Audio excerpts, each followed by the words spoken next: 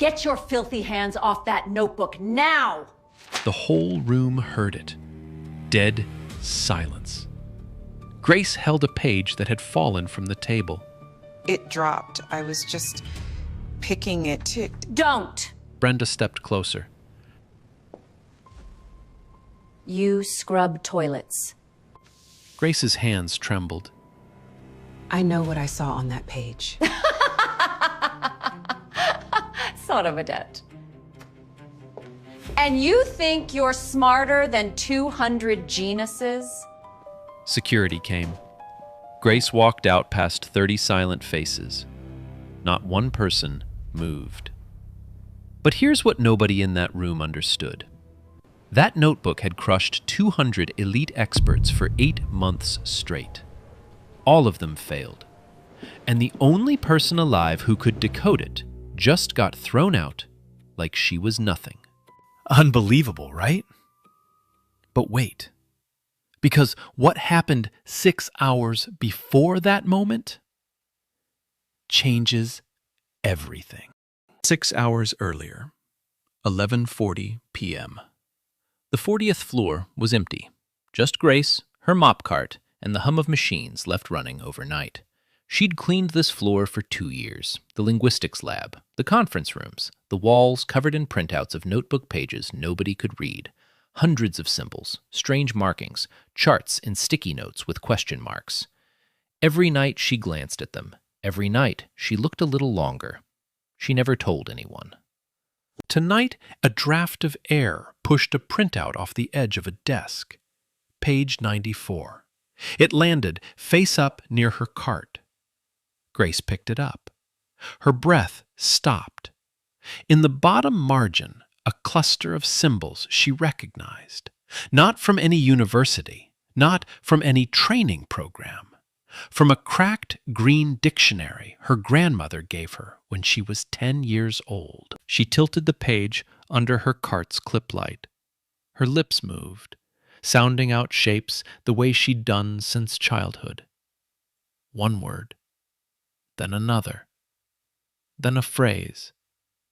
It was Ge'ez, ancient Ethiopian script, but modified, blended with something else.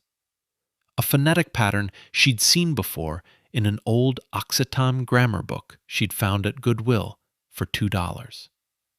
Her hands shook, not from fear, from recognition. She pulled the green dictionary from the bottom shelf of her cart, cross-referenced a root word, then another. Her pencil moved fast across a napkin. Fragments of meaning started connecting like puzzle pieces snapping into place. She was reading it. Slowly, roughly, but reading what no one else could. She didn't hear the footsteps behind her. Arthur Voss, Edmund Calloway's personal assistant, had come back for a forgotten briefcase. He stood at the corner of the hallway and watched. 1 full minute. Grace hunched over the page, dictionary open, pencil moving. He raised his phone, took a photo of her handwritten notes, then left without a sound. Grace finished, placed the page back on the desk, wiped her fingerprints off the pencil, clocked out at 6 a.m. like every other night. She had no idea that photo was already on its way to a billionaire's bedside. Arthur Voss didn't sleep that night. He sat in the parking garage for 20 minutes staring at the photo on his phone. A napkin covered in handwriting. Symbols matched to English words. Clean, logical. Written by a janitor on a mop cart at midnight. By 6:15 a.m., he was at Edmund Calloway's recovery suite. Calloway had suffered a massive stroke 4 months ago. His left side was weak. His speech came in fragments. But his mind? His mind was untouched. Arthur placed the phone on the bedside tray. Calloway squinted at the screen. His fingers dragged the image wider. He stared at the margin notes Grace had written. His eyes changed. Not surprise, something deeper. He tapped the screen once, then again. He looked up at Arthur and mouthed a single word. Bring. Arthur understood. That afternoon, he made quiet arrangements. No announcements, no emails. He walked to the linguistics lab and placed 3 printouts on an empty table. Pages 94, 31, and 152. Beside them, a pencil and a fresh legal pad. No cameras were moved, no instructions were left, just the pages sitting there, a silent invitation that only one person would understand. Grace found them at 11:20 p.m. She stood over the table for a long time, hands at her sides. She knew she'd been warned. Don't touch anything on this floor. Don't look at anything that isn't yours. But the pages were right there, open, waiting. She sat on the floor, cross-legged, dictionary on her lap, pencil in hand. And she began. Page 94, she already knew. The Ge'ez base with Occitan vowel shifts. She refined her earlier work, tightened the translation. The first full decoded sentence emerged. A principle about information asymmetry. Strategic, precise, worth millions in the right hands. Page 31 was harder. Heavier use of classical Nahuatl logograms. Symbols she'd seen in a free online course from a university in Mexico City. She cross-referenced from memory, found the substitution key buried in repeating patterns, cracked it, symbol by symbol. Page 152 almost broke her. A dense wall of Old Church Slavonic syntax fused with mathematical notation and glyphs she'd never encountered. She filled 6 pages of the legal pad with attempts, crossed things out, started over. Her jaw tightened, sweat beaded along her hairline. At 2:40 a.m., she leaned back against the wall, closed her eyes, breathed. Then she opened them, picked up the pencil again. By 4:15 a.m., she'd mapped 60% of the symbol set on page 152. Not a full translation, but a structural key, a framework that showed how the cipher worked. She wrote notes in the margins explaining the linguistic logic behind each layer. 4 hours, 3 pages, 1 legal pad filled front and back. She hadn't eaten. She'd barely blinked. Her fingers were smudged with graphite. The only moment she smiled was when a phrase on page 31 clicked into place. A private, quiet smile that no one saw. Grace left the legal pad on the table, wiped the pencil clean, pushed her mop cart to the elevator, clocked out at 6 a.m. Like every other night. By 6:30 a.m., the legal pad was in Calloway's hands. Arthur watched the old man read every page, twice. His fingers traced Grace's handwriting the way a jeweler examines a stone. Slow, careful, certain. Calloway set the pad down, looked at Arthur. All of it, he said. 2 words, the most he'd spoken in months. Give her all of it. Downstairs, Grace Taylor was waiting for the bus home. Earbuds in, eyes half closed. She had no idea what she'd just set in motion. Nah, this is insane. Imagine you're mopping floors at midnight, and you crack something 200 experts couldn't. No degree, no team, just you and a dictionary from your grandma. And nobody even knows. How would you feel? Grace Taylor grew up in Wilkes County, Georgia, a small town where nothing moved fast, and nobody expected much from a girl like her. Her father left before she could walk. Her mother died when Grace was 9, a car accident on a highway shoulder. She'd pulled over to change a flat tire. A truck came too fast. Grace didn't learn the details until she was 15. She wished she never had. After that, it was just her and Nora. Nora Williams. 78 years old now. Retired school teacher. The kind of woman who ironed her church dress on Saturday night and had dinner ready by 5 every single day of her life. Nora's house was small. 3 bedrooms, 1 bathroom. But the books were everywhere. Floor to ceiling, stacked on counters, piled beside the bed. Grammar textbooks in French and Portuguese. Old missionary dictionaries from countries most people couldn't find on a map. A box of cassette tapes, Berlitz language courses from the 1980s, sitting next to the radio in the kitchen. Nora spoke 3 languages herself. She believed language was the one door nobody could lock. On Grace's 10th birthday, Nora gave her a pocket dictionary. English to Amharic. Green cover, cracked spine, cost $2 at a church yard sale. Inside the front cover, Nora had written 6 words in blue ink. Words are free, baby. Learn them. Grace did. By 16, she could read in 5 languages. By 20, 8. She taught herself from library discards, free internet courses at the public branch, and Nora's old tapes rewound so many times the ribbon warped. She never went to college. Couldn't afford the application fee, let alone tuition.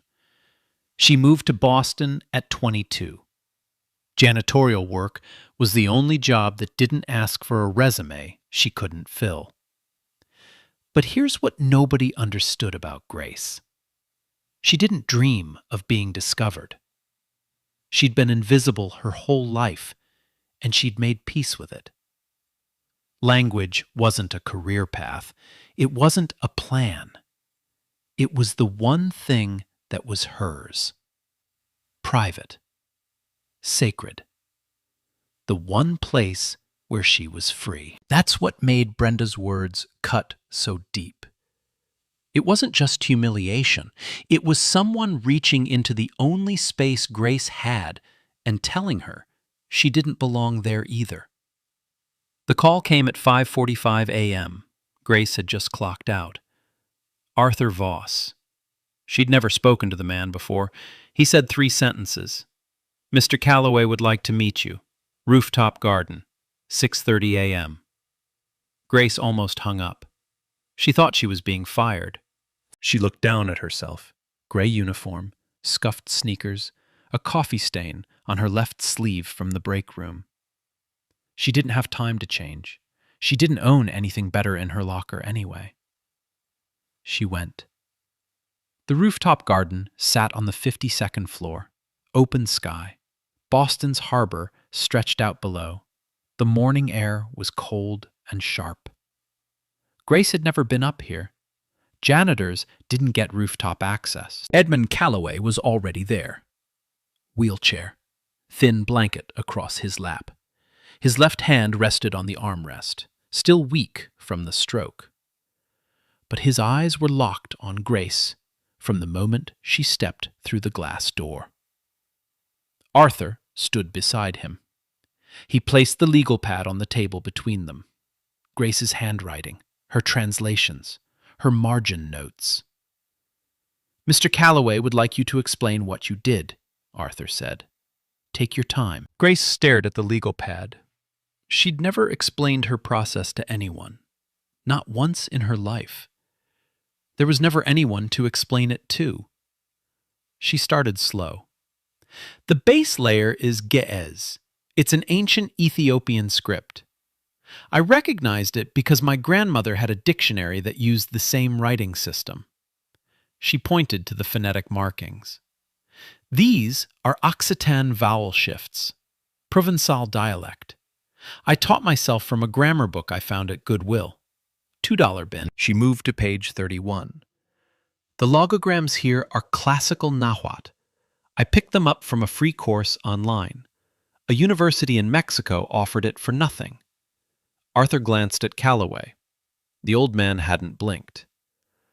I don't have a degree, Grace said quietly. I just read a lot of old stuff nobody else wanted. Silence. The harbor wind pushed Grace's hair across her face. She didn't move to fix it. She was bracing for the rejection she'd felt her entire life. Calloway leaned forward, slowly, with effort. He reached across the table and tapped the legal pad once with his right hand. Then he looked at Arthur. When he spoke, it was the first clear sentence he'd formed since his stroke. 4 words. Quiet. Certain. Bring her everything. Grace blinked.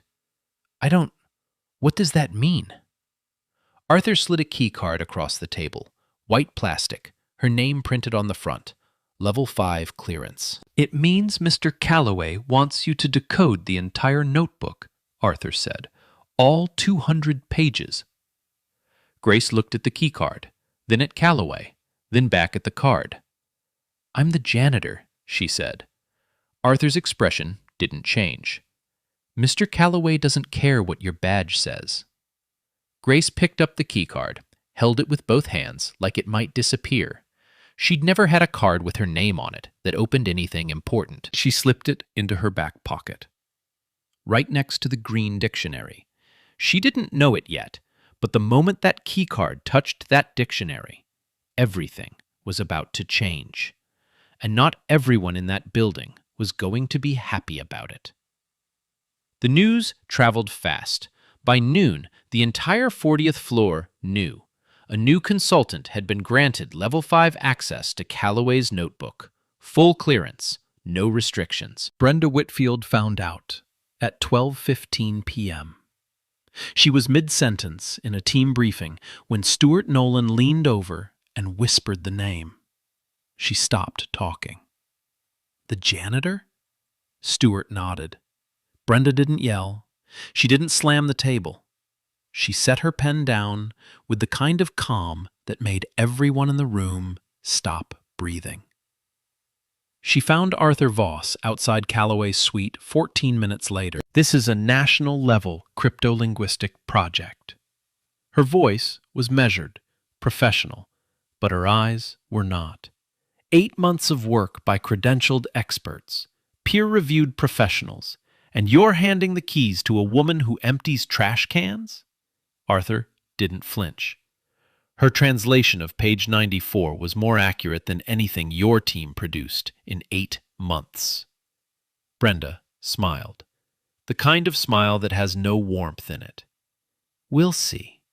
Within 48 hours, she had her counter-move ready. She filed a formal request for what she called a quality assurance evaluation. Any outside consultant must pass a standardized linguistic assessment before accessing further materials. Standard procedure, she argued, nothing personal. Stuart Nolan backed her immediately. He knew which side his career was buttered on. A 3-person evaluation panel was formed.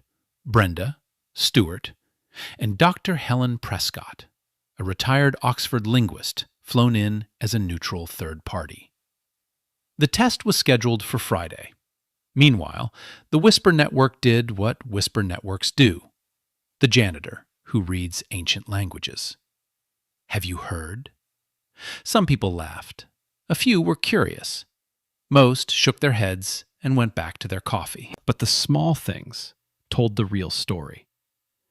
A senior analyst moved his coffee cup to the far side of the table when Grace walked past, as if her presence might contaminate it. Someone left a sticky note on the workspace Arthur had prepared for Grace. 5 words in black marker. Janitor's closet is on B2. Brenda sent 2 emails to the department that week, referring to Grace as the cleaning girl. Arthur printed both and showed them to Grace, not to hurt her, to prepare her. Grace read them in the break room at 2 a.m. Alone. The fluorescent light buzzed above her head. The vending machine hummed in the corner. She folded the printouts neatly, set them aside. Then she opened the green dictionary to the first page. Nora's handwriting. Blue ink. 6 words. Words are free, baby. Learn them. She closed it, straightened her back, took a breath. Desmond Cole found her there 10 minutes later. The overnight security guard. Quiet guy. The only person in the building who said good morning to her every single shift. He sat down across from her. Didn't ask what was wrong. He already knew. They're setting this whole thing up so you fail, he said. You know that, right? Grace nodded slowly. I know. So what are you going to do? Grace looked at him. For the first time in days, something steady came back into her eyes. I'm going to walk in there on Friday. And I'm going to show them what I see when I look at that notebook. Desmond leaned back, crossed his arms. Good. Friday was 3 days away. The evaluation panel was ready. Brenda had designed every question herself, and she'd added one test that wasn't in the official protocol, a trap, built specifically to make Grace look like a fraud in front of everyone who mattered. Friday, 9 a.m. Main conference room. Grace had never entered through the front of this room before. She'd only ever cleaned it, vacuumed the carpet, wiped the table, emptied the trash bin by the door. Now she sat at the head of that same table.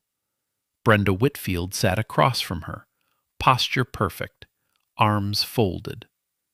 Beside her, Stuart Nolan with a legal pad and a face that said he'd already made up his mind. At the far end, Dr. Helen Prescott. 70 years old, silver hair pulled back tight. She wore no expression at all. She simply watched. 14 other senior staff lined the walls. Word had spread. Nobody wanted to miss this. Arthur Voss stood by the door. He gave Grace one small nod. That was all. Brenda didn't waste time. Part A, Identification. She clicked a remote. The screen behind her lit up. 10 script samples, ancient, obscure, from civilizations most people had never heard of. Identify the language, era, and region of origin. You have 10 minutes. Grace didn't need 10. She went through them one by one. Steady, unhurried. Aramaic, 1st century, Mesopotamia. Tamil Brahmi, 3rd century BCE, southern India. Tibetan Uchen, 7th century, Central Plateau. 9 out of 10. Correct. On the 6th sample, she paused mid-sentence, tilted her head, then corrected herself. No. Wait, that's not Sumerian. The wedge angle is wrong. That's a Neo-Elamite variant. 2nd millennium BCE, southwestern Iran. She was right. Brenda's jaw tightened. She clicked to the next test. Part B, Live Decoding. A fresh page from Calloway's notebook appeared on screen. Page 203, never before analyzed. 30 minutes, Brenda said. Grace stood, walked to the whiteboard, picked up a marker. The room went quiet. Not polite quiet, holding their breath quiet. She worked in silence, mapping symbols, cross-referencing from memory. No books, no dictionary. Just the marker and her mind. At minute 11, she paused, stared at a cluster of glyphs in the lower right corner. Her hand hovered over the board. Then it clicked. The marker moved faster now, connections branching out like roots finding water. Layer by layer, the cipher peeled open under her hands. At minute 22, she stepped back, 80% decoded. She turned to the room and read the translation aloud. Her voice was calm, clear, every word precise. Nobody moved. Stuart Nolan uncrossed his arms. Dr. Prescott tilted her head slightly, the first visible reaction she'd shown all morning. Brenda's face was stone. Part C. A new image filled the screen. Another notebook page, or so it appeared. Same exercise, Brenda said. Take your time. Grace studied the screen. Her eyes moved across the symbols slowly, left to right, top to bottom, then back again. 90 seconds passed. Grace set the marker down. This isn't from the notebook. The room shifted. The symbol frequency is artificial, Grace said. No natural language or cipher produces this distribution pattern. The clusters repeat at fixed intervals. No human writing system does that. She looked directly at Brenda. Someone fabricated this. Dead silence. Brenda didn't respond. She didn't have to. Her face said everything. Stuart Nolan stared at the table. Two people along the wall exchanged a glance. Dr. Helen Prescott removed her glasses. Slowly. She leaned back in her chair. The faintest trace of a smile crossed her face. She picked up her pen and wrote a single word on her evaluation sheet. Extraordinary. Grace didn't celebrate, didn't smile, didn't even look around the room. She picked up the green dictionary from the table where she'd set it before the test, slipped it into her back pocket, and walked out the same door she used to enter, pushing a mop cart. Behind her, silence. The kind that changes things. Dr. Helen Prescott didn't go back to her hotel that evening. She asked Arthur Voss for one thing: a quiet room and 30 minutes with Grace Taylor. Not the conference room, not Calloway's office. Somewhere neutral. Arthur offered the small library on the 12th floor. Prescott accepted. She was already seated when Grace arrived, 2 cups of tea on the table between them, steam curling in the late afternoon light. A small detail, but Grace noticed. Nobody at this company had ever offered her a seat, let alone tea. "Sit down," Prescott said. Not an order, an invitation. Grace sat. She kept the green dictionary in her lap, a habit, a security blanket she'd never admit to. Prescott didn't start with the evaluation. She didn't mention the test scores or the fabricated page. She asked something no one in this building had ever asked Grace. "Where did you learn?" Grace told her. All of it. The grandmother in Georgia, the house full of books nobody else wanted, the cassette tapes rewound until the ribbon warped, the Goodwill grammar books, the free internet courses at the public library where she'd sit for 6 hours on her day off until the librarian told her they were closing. Prescott listened without interrupting. Her tea went cold. When Grace finished, there was a long pause. Prescott set her glasses on the table, folded her hands. "I've spent 38 years in linguistics," she said. "I've supervised dissertations at Oxford, Cambridge, the Sorbonne. I've examined thousands of students across 4 decades. She paused. "In that time, I've met 3 people with what I call polyglot intuition, the ability to feel the internal logic of a language before formally studying it, to hear the architecture beneath the words." She looked directly at Grace. "You're the 4th, and you may be the most naturally gifted of them all." Grace's hands tightened around the dictionary. She didn't speak. Prescott wasn't finished. That evening she contacted Calloway directly, not through Arthur, a personal call to his recovery suite. She recommended that Grace be given full, unrestricted access to the notebook, not as a consultant, not as an assistant, as the lead decoder. Prescott offered to serve as Grace's academic sponsor, formalizing her work so it carried institutional weight, publishing rights, citation authority, the kind of legitimacy that opens doors Grace never knew existed. Calloway signed the authorization from his bed, didn't hesitate, didn't ask for a second opinion. The next morning, Arthur met Grace at the security desk. He handed her a new keycard, white plastic, same as before. But the name line was different. Grace Taylor, Senior Cryptolinguistic Analyst. Grace stared at it. Her thumb traced the letters of the title, her lips pressed together. Not a smile, something deeper, something she didn't have a word for yet. She slipped the card into her back pocket, right next to the green dictionary.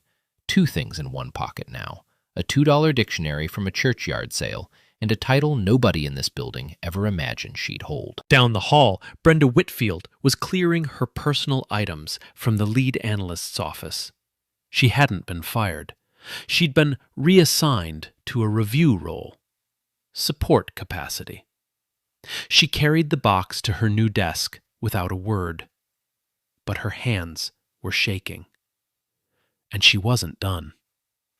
Grace drove 6 hours south on Saturday morning. No flight.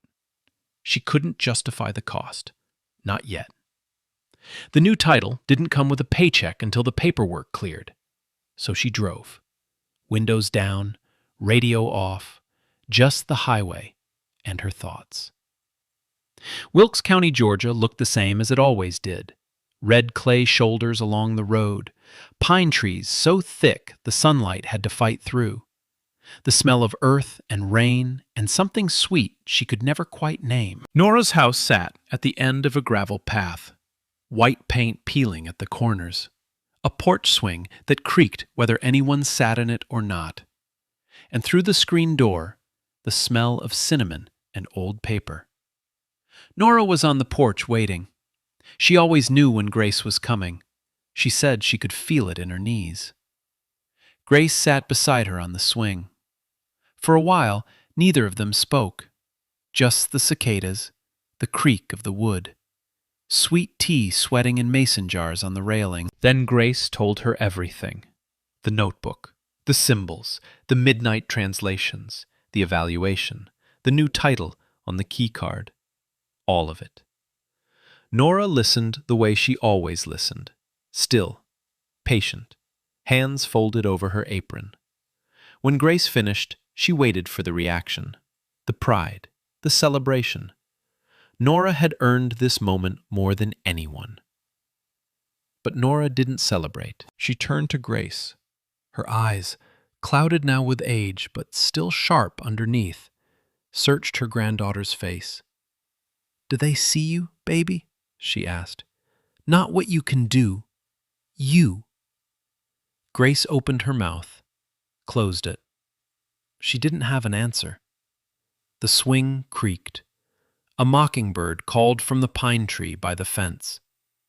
Then Nora told Grace something she'd never shared before. In 1968, I applied to be a librarian at the county library. I had a master's degree in education.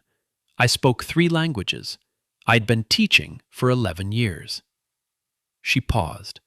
Her scarred hands, rough from decades of teaching and gardening, smoothed the fabric of her apron. The director looked me in the eye and said, "We don't need anyone to organize the colored section."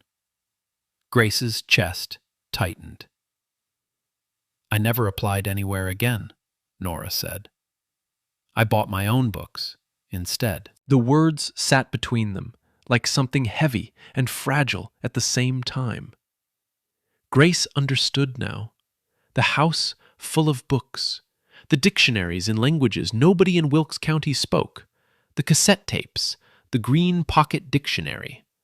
Nora built her own library because the world wouldn't let her into theirs. And Grace's entire life, every language she'd taught herself, every late night at the public branch, every page she'd decoded on a mop cart at midnight, was the inheritance of that same quiet resistance. Nora reached beneath her chair and pulled out a small notebook, leather cover, worn soft at the edges. She placed it in Grace's hands. "My grammar notes," Nora said. "Languages I studied when I still thought someone would let me use them." Grace opened it. Neat handwriting, French verb conjugations, Portuguese phonetics, notes on Amharic sentence structure. Decades of knowledge written by a woman the world told to stop reaching. "I never got to use these," Nora said. She placed her hand over Grace's, warm, steady. You will. Grace held the notebook against her chest. She didn't cry, but her jaw trembled, and she stayed on that porch a long time after Nora went inside. When she finally stood up, the sun was low, the porch swing still rocking behind her. She drove back to Boston that night, the green dictionary on the passenger seat, Nora's notebook beside it. She had work to do, and the hardest part was still ahead. Grace worked 16-hour days for 3 straight weeks, a private office on the 40th floor. The same floor she used to mop. Same carpet, same view of the harbor. But now there was a desk with her name on it. The green dictionary sat on the left corner, Nora's notebook on the right. Calloway's original pages spread across the center. She built the master key 1 layer at a time. It took her 4 days just to confirm the base structure. 7 layers. Not 5 like the experts assumed. Not 6 like the closest team had guessed. 7. Layer 1. Ge'ez script, the skeleton. Ancient Ethiopian characters forming the bones of every page. Layer 2. Occitan vowel substitution. The sounds shifted through a dialect most modern linguists had never studied outside of textbooks. Layer 3. Classical Nahuatl logograms. Symbols representing entire concepts compressed into single marks. Layer 4. Modified Pitman shorthand. Speed writing. Calloway's personal adaptation of a system invented in the 1800s. Layer 5. Mathematical notation. Original symbols for numbers and quantitative relationships. No published key. Pure invention. Layer 6.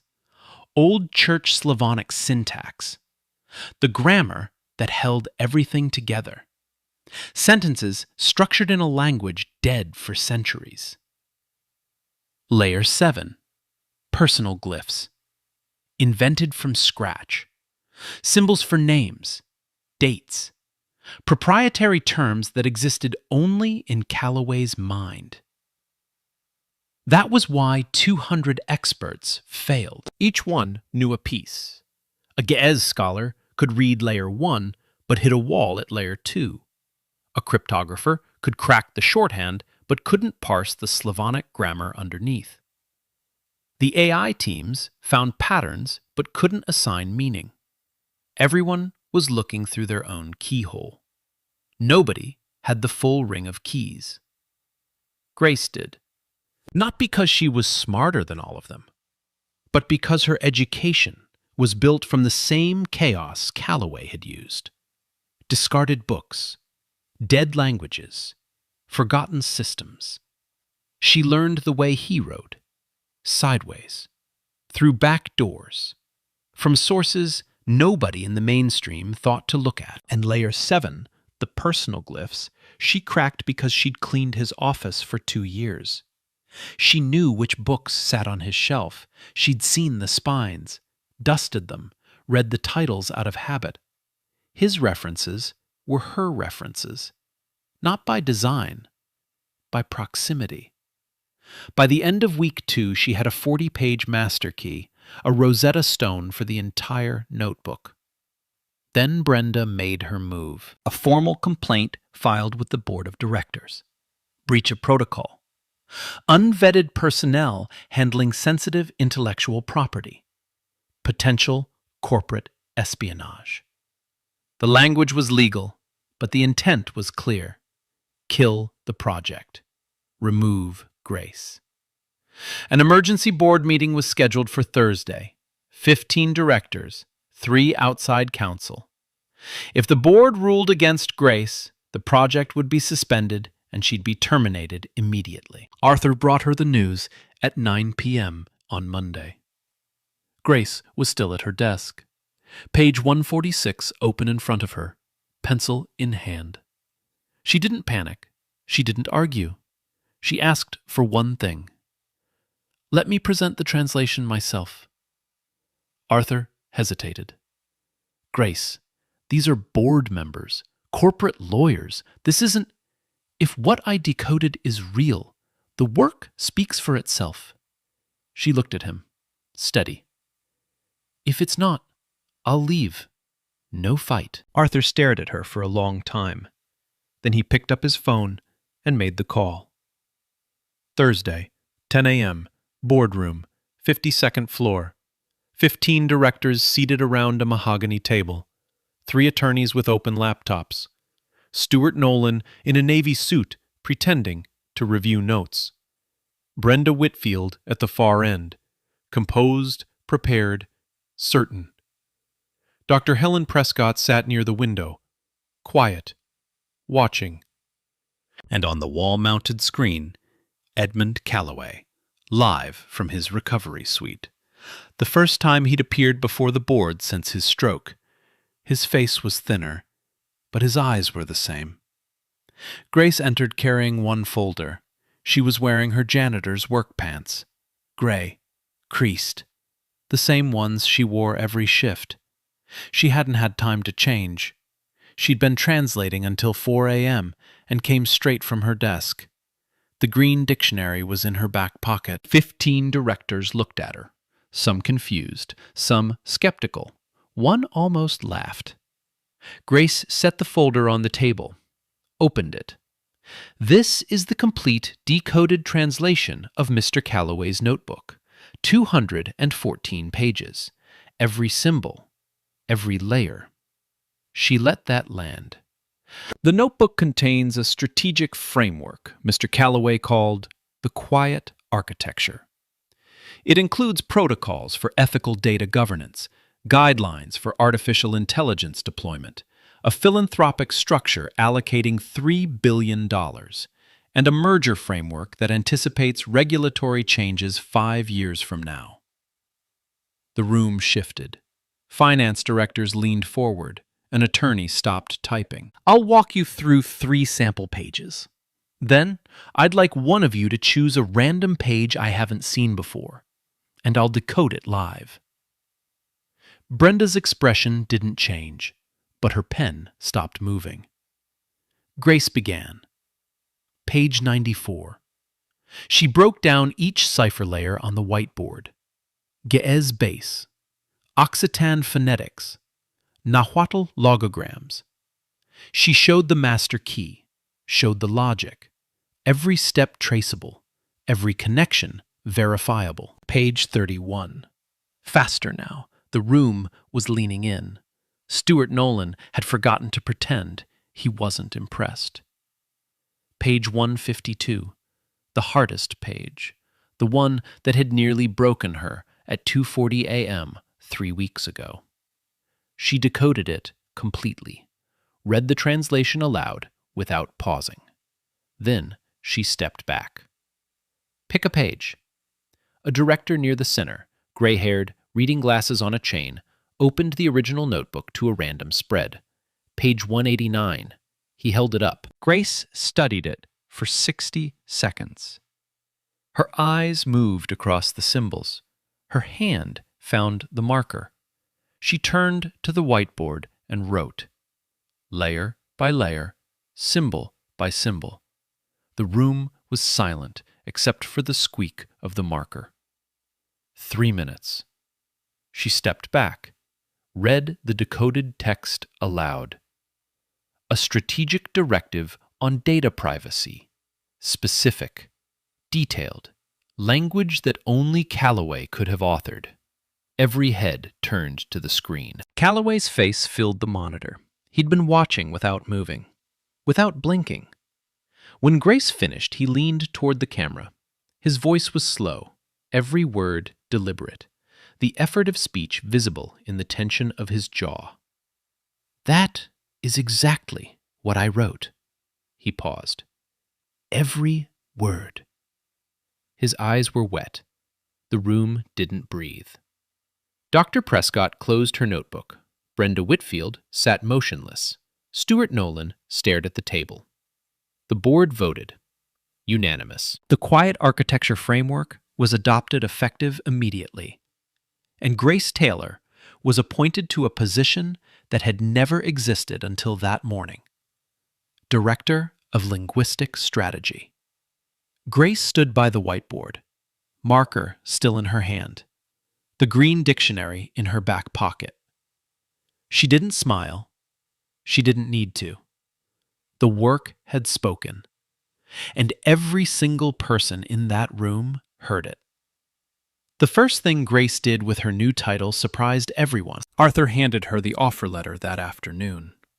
Full compensation, benefits, equity stake, a corner office on the 40th floor with a view of the harbor she'd only ever seen through windows she was cleaning. Grace read it twice, signed it, then made one request. "Can I keep my night shift locker?" Arthur blinked. "Your locker?" "Downstairs, B2, next to the supply room." She paused. "I want to remember where I started." Arthur didn't argue. The company issued a press release the following Monday, carefully worded, approved by legal, but the facts were too remarkable to stay inside corporate language for long. By Tuesday evening, the story had leaked. Janitor decodes what 200 experts couldn't. It hit local news first, then national, then everywhere. The headlines spread across social media like something people had been waiting to share without knowing it. CNN called. NBC called. The New York Times sent an email requesting an exclusive profile. 3 podcasts, 2 documentary producers, a literary agent. Grace declined all of them. For 1 full week, she said nothing to any journalist. She went to her new office every morning, worked on cataloging the Decoded notebook, ate lunch alone in the 12th floor library where Prescott had first offered her tea. She wasn't hiding. She just wasn't ready to be seen on anyone's terms but her own. While Grace worked in silence, the world outside kept moving. Dr. Helen Prescott returned to Oxford and did something she hadn't done in 11 years. She published a letter. Not in a newspaper, in the Journal of Applied Linguistics, the most respected publication in the field. The letter was 4 pages long. In it, she called Grace the most significant natural cryptolinguist of the 21st century. She argued that institutional credentialing had created a blind spot so wide that a genius could mop floors for 2 years inside a building full of experts and never once be seen. She called for reform, new pathways for self-taught linguists, recognition frameworks that measured ability instead of diplomas. The letter was downloaded 14,000 times in its first week. But the thing that broke Grace, the thing she never saw coming, happened on a Tuesday morning. She was walking through the lobby, coffee in one hand, keycard in the other. Same route she'd taken every day as a janitor, except now she turned left toward the elevators, instead of right toward the supply closet. She almost missed it. A brass plaque, new, mounted on the wall beside the main entrance. She stopped, read it once, then again. The Nora Williams Linguistic Fellowship, a full scholarship for self-taught language learners from underserved communities. Beneath the title, an inscription: "For every door that was locked, and every mind that found another way in." Edmund Calloway had established it, named it himself, without telling Grace, without asking permission. Grace stood in front of that plaque for a long time. Her coffee went cold in her hand. Her right hand moved to her back pocket and found the green dictionary. She held it without pulling it out. Desmond Cole, the security guard who'd said good morning to her every single shift for 2 years, walked up beside her. He read the plaque. He looked at Grace. He didn't say anything. He just stood there with her, Two people who knew what it meant to be invisible in a building full of important people. 3 weeks later, Nora Williams flew to Boston. Grace paid for the ticket. First flight of Nora's life. She gripped the armrest from takeoff to landing and told the flight attendant she preferred trains. Nora walked into the CGA lobby wearing her best church dress, cream-colored, pressed that morning at the hotel. Her shoes were polished, her silver hair pinned back the way she always wore it on Sundays. She saw the plaque, her name, in brass, on the wall of a building she'd never imagined entering. She reached out and touched it, one finger tracing each letter. Her hand trembled. Not from age, from something that didn't have a name. She turned to Grace. Her eyes were full. "I told you, baby. Words are free." That evening, Callaway Global Analytics hosted the fellowship's inaugural reception. The atrium on the ground floor. 200 guests, board members, linguists, journalists, university deans. The kind of room Grace used to enter only after everyone else had left. Edmund Callaway stood at the podium, standing, for the first time since his stroke. Arthur hovered close behind him, ready. But Callaway held himself upright, both hands on the lectern. His voice was slow and rough. Every word cost him effort, and every word landed. "I spent my career believing I was the smartest person in most rooms. I built systems. I wrote in codes no one could read. I was proud of that." He paused, took a breath. "It took a stroke and a janitor to teach me that I'd spent 40 years walking past brilliance I never thought to look for." The room was still. Grace Taylor didn't just decode my notebook. She decoded something I'd been blind to my entire life. The idea that talent doesn't always come in the package you expect. He looked at Grace. She was standing near the back, close to the door. Old habits. "Grace, come up here." She walked to the podium. No notes, no prepared speech. She carried one thing, the green dictionary. She held it up so the room could see it. Small, cracked spine, faded green cover. "This was my first textbook," she said. "It cost $2 at a church sale in Georgia." She opened it to the front cover. Nora's handwriting, blue ink. "My grandmother wrote 6 words in this book. Words are free, baby. Learn them. Everything I know started here." She closed the dictionary. "I mopped the floors of this building for 2 years. I cleaned the conference rooms where people were trying to crack a code I could read. Nobody ever asked me what I knew. Nobody ever looked." She paused. The room held still. No wall held me. But that's not the point. The point is, there shouldn't have been a wall in the first place. 90 seconds. That was all she needed. She stepped back from the podium. The applause started slow, and then it didn't stop. Nora sat in the front row, hands folded, tears running down her face, not wiping them, not hiding them. 3 weeks after the reception, Brenda Whitfield resigned. No public statement, no scene. She sent a one-line email to Grace's new address. "I underestimated you. That's my failure, not yours." Grace read it once. She didn't respond, but she saved the email, and she kept it. Stuart Nolan stayed at the company. Quieter now.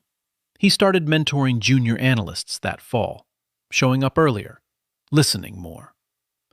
Whether it was genuine change or self-preservation, The story doesn't say. Some things are for the audience to decide.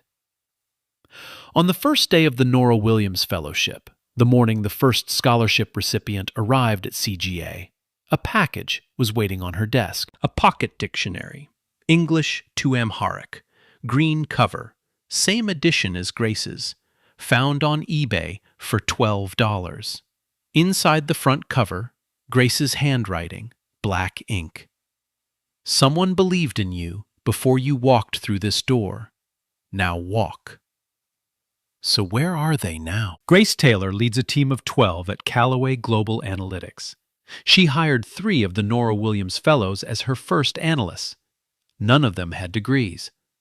All of them had something no university could teach: the instinct to see what others overlook. Her office is on the 40th floor. Same carpet she used to vacuum. Same windows she used to wipe down on Tuesday nights. The only difference now is the nameplate on the door. And the green dictionary, still on her desk, left corner, always. Edmund Callaway returned to work part-time 6 months after his stroke. He walks with a cane now. His speech is slower. But every Thursday morning at 7 a.m., he takes the elevator to the rooftop garden and sits across from Grace. Same table, same 2 chairs, same view of the harbor.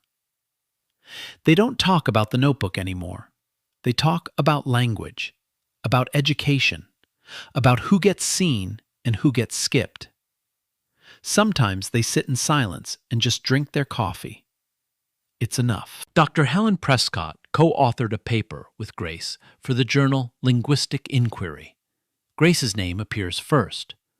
The paper has been cited over 200 times. Prescott calls it the proudest publication of her career. Nora's house in Wilkes County still stands at the end of that gravel path. Same peeling white paint, same creaking porch swing. But there's something new beside the front door. A small brass plaque. Grace had it made and drove down to install it herself. The First Library of Grace Taylor. Nora sees it every morning when she steps out for the paper. She never mentions it, but her neighbor says she polishes it once a week. Desmond Cole got promoted to head of building security at CGA. Grace wrote his recommendation letter herself. 3 paragraphs. The last line read, "He was the only person in this building who saw me before anyone else did." Late at night, sometimes Grace still works on the 40th floor, alone. Old habit. The building is quiet. The harbor lights reflect off the glass. But she's not mopping anymore.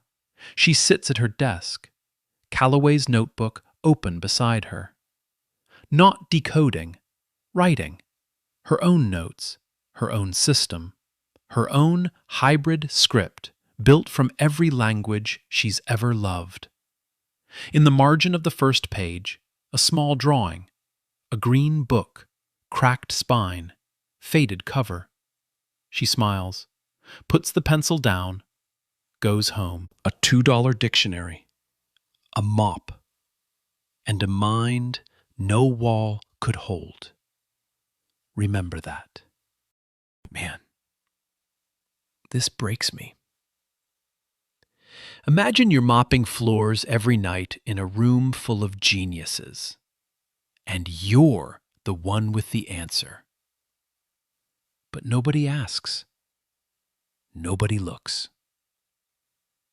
Would you stay silent?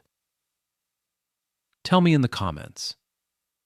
Like, share, subscribe.